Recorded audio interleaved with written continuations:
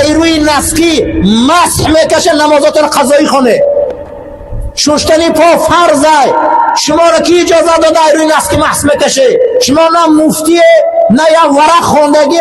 4 تا منافق عربی را گوش کرده شما باید دوایه شده کی میدونه وای فرزندای جوتا نمازاتون ایسری نو خونه. کسایی که ایروی نسکی هایی که آب میگذرانه شما دانسته باشه نماز میخونه نمازات قبول نیست نمازات قضایی هست. فاسألوا أهل الذكر إن كنتم لا تعلمون. خب فقه معاصر یک باب درباره مس بر بالای جورب. سوال: آیا مس بر بالای جورب جایز است یا نه؟ جواب: مس بر بالای جورب اگر آن را بعد از طهارت کامل پوشیده باشد جایز است.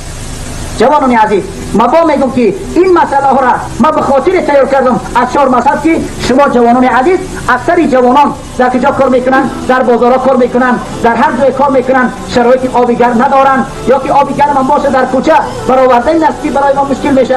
خواب پاش شستن با پوشیدن نمی در پاش میماند، خنک میزند. ما یک چیز فکر میکنم که همین ملاهایی که میگه که نه جوانان یعنی مردم مستکشک، اونا در پیش بیواش خواب هستند، اونا در بازار نیستن، اونا را همون کسی که من میکنه برای کجا بازار برای 1-2 ساعت در بازار چوب بیتن بعد میگه نه شما اومد طهارت نکنید شما قیام کردن نماز بخونید.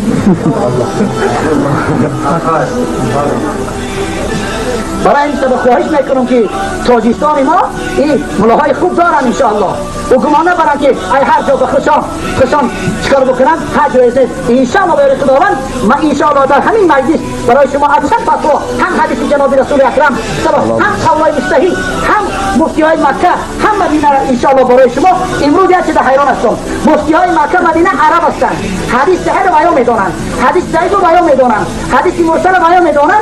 امروز بعد با فتواهای فارسی را نوشتن که در بالای جورب مس درست نیست. از کجا میگی؟ با شرط میمونن. یعنی نقشه باشه که همش دروغ هستند. در حدیث پیغمبر گرامی اسلام یگان شرط آمده.